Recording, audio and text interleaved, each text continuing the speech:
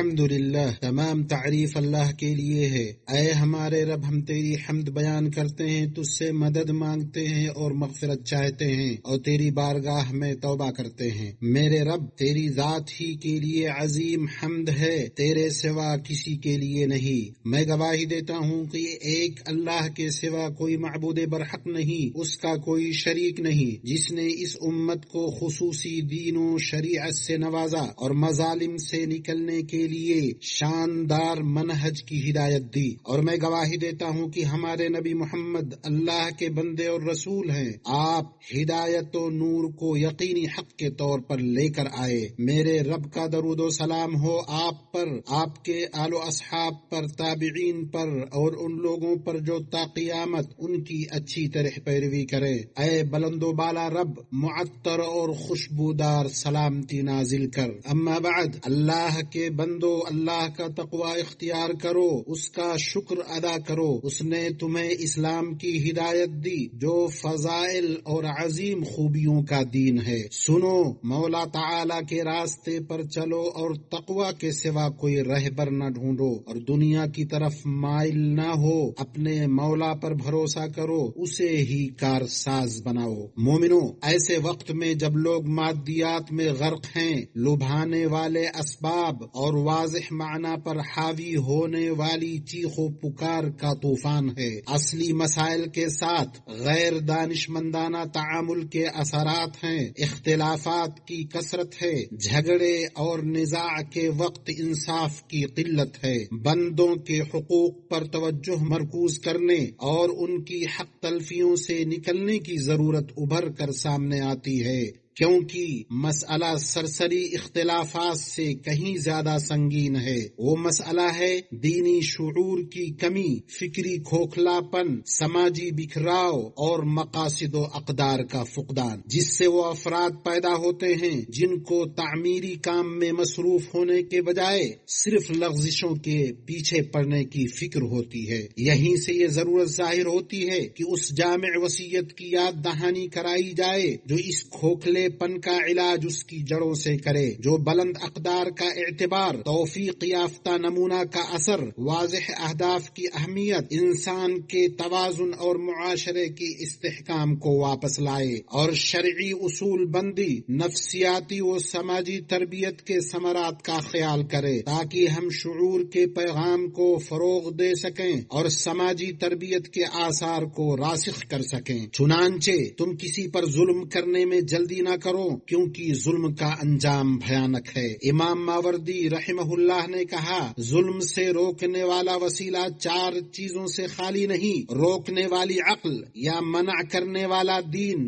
یا باز رکھنے والا سلطان اور طاقت، یا منع کرنے والی عاجزی و بے بسی۔ اسی لیے کتاب و سنت میں ظلم اور ظالموں کی مذمت کرنے والی نصوص بکثرت آئی ہیں، کیونکہ یہ ہر شر کی جڑ ہے۔ ظلم تاریکیاں ہے، اسی لیے زمین و آسمان کے رب نے اس سے ڈرایا۔ چنانچہ حدیث سے قدسی میں فرمایا، اے میرے بندو، میں نے اپنے اوپر ظلم کو حرام کیا ہے اور اسے تمہارے درمیان بھی حرام قرار دیا ہے، اس لیے تم ایک دوسرے پر ظلم نہ کرو۔ اور اللہ تعالی نے فرمایا، ظالموں کے لیے ویل ہے، یعنی دکھ والے دن کا عذاب۔ اسلامی بھائیوں، ظلم کے سب سے بھیانک قسموں میں سے بندوں پر ظلم ہے۔ اس ظلم میں وہ خونی کاٹے ہیں جو ظالم کو تباہی میں دھکیل دیتے ہیں۔ اس نے باطل کو کتنا حق بنا دیا، حق کو کتنا مٹا دیا، شیرازہ کو منتشر کر کے کتنا نقصان پہنچایا۔ یہ خون، مال اور آبرو کو شامل ہے۔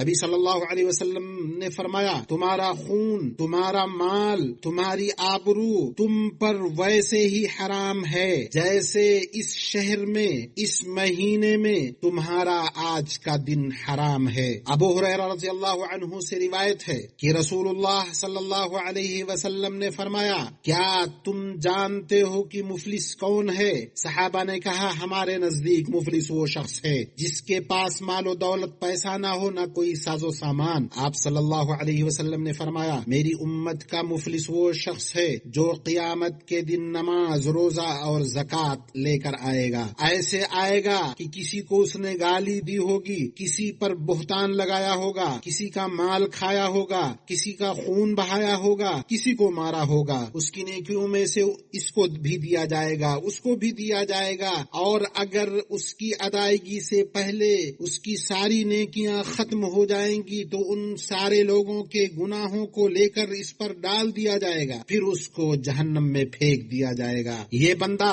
نماز، زکوٰۃ، روزہ لے کر آیا، اس نے اسلام کے ارکان ادا کیے، پہاڑوں کی مانند اتنے نیکیاں لے کر کے آیا، اتنی نیکیاں لے کر کے آیا کہ اسے گمان تھا کہ یہ نیکیاں اسے بچا لیں گی، لیکن وہ بندوں کی حق تلفیوں کا بوجھ اٹھائے ہوئے آئے گا اور یہ بوجھ اسے جہنم میں لے کر کے چلی جائے گی۔ یہاں نہ شراب پینے کا تذکرہ ہے، حالانکہ وہ سنگین گناہ ہے، نہ کسی کبیرہ گناہ کا ذکر ہے جس کا ارتکاب کرنے والا اللہ کی مشیت کے تحت ہوگا، ہو سکتا اللہ اسے معاف کر دے یا سزا دے، لیکن لوگوں کے حقوق سے جڑی جو حق تلفیاں ہیں انہیں ضرور پورا کیا جائے گا اور ادا کیا جائے گا، کیونکہ یہ وہ ذاتی حقوق ہیں اور بندوں کے حقوق سخت حساب پر مبنی ہیں، درگزر پر نہیں۔ اسی لیے سفیان ثوری رحمہ اللہ نے کہا، تم اللہ سے 70 گناہوں کے ساتھ ملو، وہ گناہ جو تمہارے اور تمہارے رب کے درمیان ہیں، یہ تمہارے لیے اس بات سے زیادہ آسان ہے کہ تم اللہ سے ایسے گناہ کو لے کر کے ملو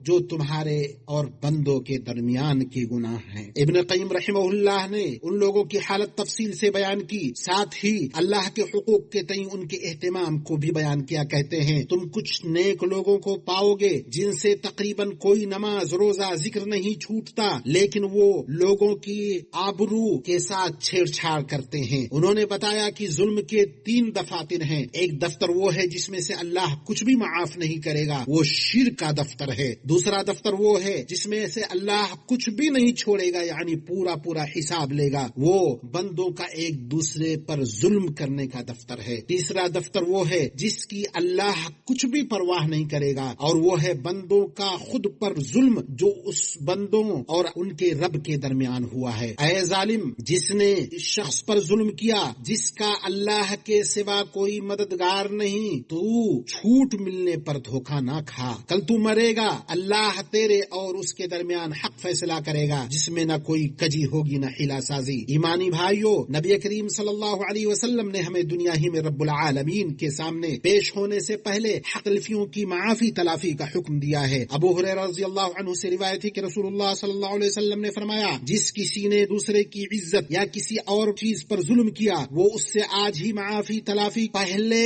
ہی کر لے، اس سے پہلے کہ وہ دن آئے جس میں درہم و دنانیر نہیں ہوں گے۔ پھر اگر ظالم کا کوئی نیک عمل ہوگا تو اس کے ظلم کے بقدر اس سے لے لیا جائے گا، اور اگر اس کی نیکیاں نہ ہوئیں تو مظلوم کے گناہ ظالم کے کھاتے میں ڈال دیے جائیں گے۔ آپ صلی اللہ علیہ وسلم نے فرمایا، جس نے کسی مومن کے بارے میں کوئی ایسی بات کہی جو اس میں نہیں تھی، اللہ اسے جہنمیوں کی پیپ میں ڈالے گا، اور وہ اس کا مستحق اس وقت تک رہے گا جب تک وہ اپنی بات سے باز نہ آ جائے۔ لہٰذا اللہ کے بندو، لوگوں کے حقوق پر دست درازی کرنے، انہیں تکلیف دینے سے مکمل بچو، اور جن لوگوں کی حق تلفی کی ہے ان سے معافی تلافی کر لو قبل اس کے کہ کوئی درہم و دینار نہ ہوگا۔ معاملہ یہ بہت خطرناک ہے، فیصلے کے دن فیصلہ کرنے والے کی طرف ہم سرگرداں ہیں، اللہ کے پاس سب جھگڑنے والے اکٹھا ہوں گے۔ نبی صلی اللہ علیہ وسلم نے فرمایا، اس شخص کے لیے رحمت کی دعا فرمائی، آپ کی دعا قبول ہوتی ہے، مسترد نہیں۔ آپ نے فرمایا، جو اپنے بھائی سے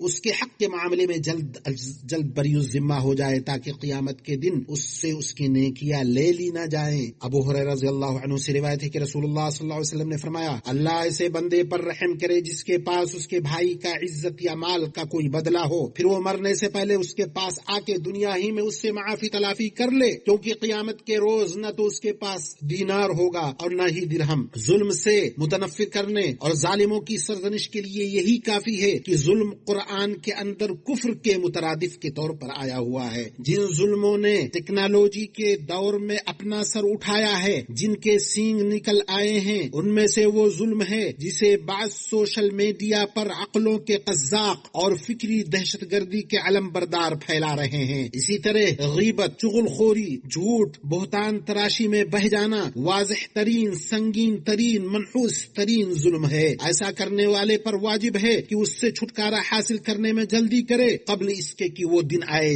جس دن کوئی درہم و دینار نہ ہوگا۔ اللہ کے بندو سنو، اللہ سے ڈرو، وقت نکلنے سے پہلے بندوں پر کیے گئے ظلم اور انہیں پہنچائی گئی تکلیف سے نکلنے کی کوشش کرو۔ اللہ نے فرمایا، جو لوگ مومن مردوں اور مومن عورتوں کو ایذا اور تکلیف دیتے ہیں بغیر کسی جرم کے جو ان سے سرزد ہوا ہو، وہ بڑے ہی بہتان اور صریح گناہ کا بوجھ اٹھاتے ہیں۔ اللہ میرے لیے اور آپ کے لیے دونوں وحیوں میں برکت دے اور مجھے اور آپ کو سید الثقلین کے طریقے سے فائدہ پہنچائے۔ اللہ رب العزت والجلال نے قرآن کریم میں اس سلسلے میں فرمایا کہ جو شخص مومن مردوں اور مومن عورتوں کو ایذا دے بغیر کسی جرم کے تو وہ بڑے ہی گھاٹے میں، بہتان میں اور صریح گناہ میں ہیں۔ میں اپنی یہ بات کہہ رہا ہوں اور اللہ سے اپنے لیے، آپ کے لیے، تمام مسلمانوں کے لیے ہر گناہ کی مغفرت طلب کرتا ہوں۔ آپ اس سے مغفرت طلب کریں، اس کی بارگاہ میں توبہ کریں، بے شک وہ بڑا بردبار، بخشنے والا، مہربان ہے۔ تمام تعریف اللہ کے لیے ہے جس نے شریعت کو محکم اور واضح بنایا۔ اس نے ہماری امت کو دین و دنیا دونوں میں سعادت عطا فرمائی۔ میں گواہی دیتا ہوں کہ ایک اللہ کے سوا کوئی حقیقی معبود نہیں، اس کا کوئی شریک نہیں، اور میں گواہی دیتا ہوں کہ ہمارے نبی محمد اللہ کے بندے اور اس کے رسول ہیں۔ اللہ تعالی آپ پر درود و سلام اور برکتیں نازل فرمائے۔ آپ نفوس کا تزکیہ کرنے، ایمان کے ذریعے لوگوں کے دلوں کو زندہ کرنے والوں میں سب سے افضل ہیں۔ آپ صلی اللہ علیہ وسلم کے آل بیت پر اور صحابہ پر جو امت میں سب سے نیک دل والے اور سب سے زیادہ متقی ہیں، اور ان سب پر جو قیامت کے دن تک نیکی کے ساتھ ان کی پیروی کرے۔ اما بعد، اللہ کے بندو، اللہ کا کما حق ہو تقوی اختیار کرو، صبح و شام نفسوں کی تزکیہ کی کوشش کرتے رہو۔ جان لو سب سے بہترین کلام اللہ کی کتاب ہے، سب سے بہترین طریقہ محمد صلی اللہ علیہ وسلم کا طریقہ ہے، ہر بدعت گمراہی ہے۔ مومنوں، ہم اس وقت اس حرمت والے مہینے ماہ رجب کے آغاز میں ہیں۔ اپنے نبی صلی اللہ علیہ وسلم کے طریقے اور جس پر قرون مفضلہ کے لوگ تھے اسے مضبوطی سے تھامے رکھو، بدعات اور دین میں ایجاد کردہ چیزوں سے بچو۔ جان لو کہ نبی صلی اللہ علیہ وسلم سے اس مہینے کی فضیلت کے سلسلے میں کوئی صحیح روایت ثابت نہیں، اور جو کچھ بھی اس ماہ میں نیک اعمال کی فضیلت کے بارے میں روایتیں نقل کی جاتی ہیں وہ یا تو ضعیف ہیں یا موضوع، جیسا کہ محقق علماء کرام کا موقف ہے۔ ایمانی بھائیو، آج کے اس آخری زمانے میں ظلم عام ہے اور ہر طرف پھیلا ہوا ہے۔ وہ یہ کہ کچھ مظلوم قومیں جیسے فلسطینی عوام اور مسجد اقصی کے اطراف کے لوگ اجتماعی ظلم میں جی رہے ہیں۔ وہ ظالم صہیونی دشمن کی طرف سے محاصرے، تباہی، بے گھری، قتل و غارت گری، نقل مکانی، جبری ہجرت اور ظلم و زیادتی کا سامنا کر رہے ہیں۔ خاص طور پر جب ان پر سخت سردیوں کا موسم آیا ہے، ان کو اس کی ٹھنڈک نے جکڑ رکھا ہے۔ ہم اللہ سے دعا کرتے ہیں کہ ہر جگہ مظلوموں سے ظلم دور کر دے، اپنی مہربانی اور رحمت کی گرمی ان پر نازل فرمائے، اور یہاں فلسطینی مسئلے اور اسلامی مقدسات کے تئیں ہمارے ملک عزیز سعودی عرب کی مستقل اور شاندار موقف کو سراہا جانا چاہیے۔ اللہ تعالی سعودی عرب اور مسلمانوں کے ممالک کو دنیا کے مشرق و مغرب میں ہر برائی اور نقصان سے محفوظ رکھے، دشمنوں کی سازشوں، ظالموں کی شرارتوں کو ناکام بنائے۔ بے شک وہ سننے والا، دعا قبول کرنے والا ہے۔ اللہ آپ پر رحم کرے، درود و سلام بھیجیں ظاہر و باطن میں ہمارے نبی محمد بن عبداللہ القرشی الہاشمی پر، جو تمام مخلوقات میں سب سے بہتر اور شرف و منزلت میں سب سے افضل ہیں، جیسا کہ مولا کریم نے آپ کو حکم دیا ہے۔ چنانچہ اللہ عز و جل نے فرمایا، بے شک اللہ اور اس کے فرشتے اس نبی پر درود بھیجتے ہیں، اے ایمان والو تم بھی ان پر درود بھیجو اور خوب سلام بھی پڑھتے رہا کرو۔ اللہ اپنے بندے اور رسول محمد پر، آل محمد پر درود بھیج جیسا کہ تو نے آل ابراہیم پر درود بھیجا، بے شک تو قابل تعریف اور بزرگ ہے۔ محمد اور آل محمد پر برکت نازل فرما جیسا کہ تو نے آل ابراہیم پر برکت نازل فرما، بے شک تو قابل تعریف اور بزرگ ہے۔ اے اللہ راضی ہو جا خلفائے راشدین موحد اماموں سے جو عالی مرتبت اور نمایاں شرف والے ہیں، ابو بکر صدیق، عمر فاروق، عثمان ذی النورین، حسن و حسین کے والد علی سے، اور اہل بیت و صحابہ سے، اور ان کے راستے پر چلنے والوں اور ان کی پیروی کرنے والوں سے۔ اے رب جو درگزر کرنے اور معاف کرنے والا رب ہے، اپنے فضل و کرم اور احسان سے ہم سے بھی راضی ہو جا۔ اے اکرم الاکرمین، اے اللہ اسلام اور مسلمانوں کو غلبہ عطا فرما۔ اے اللہ ہمارے اس ملک کو اور تمام مسلم ممالک کو امن و اطمینان، خوشحالی اور فراوانی کا گہوارہ بنا۔ اے اللہ ہمیں ہمارے ملکوں میں امن و امان عطا فرما، ہمارے سربراہوں اور حکمرانوں کو توفیق یاب کر، حق درستی سے ہمارے امام و سربراہ کی مدد کر۔ اے اللہ ہمارے سربراہ خادم حرمین شریفین اور ان کے ولی عہد کو اس چیز کی توفیق دے جس میں اسلام کا غلبہ اور مسلمانوں کی بھلائی ہو، اور جس میں بندوں اور ملکوں کے لیے خیر اور درستگی ہو۔ اے رب العالمین تمام مسلمان حکمرانوں کو توفیق عطا فرما۔ سبحان ربک رب العزة عما یصفون وسلام علی المرسلین والحمد للہ رب العالمین۔ الحمد